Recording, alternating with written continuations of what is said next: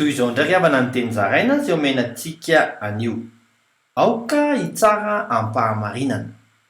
aoka tsy izahatavan'olona rehefa mitsara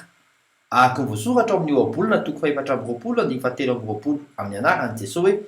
izao koa no tenin'ny endry tsy mety raha mizahatavan'olona amin'ny fitsarana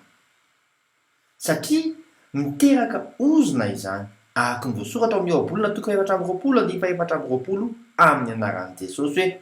izay manao amin'ny meloka hoe marina ianao dia hozon'ny olona sady ho alan'ny firenena hiteraka fitahiana kosa ny fitsarana marina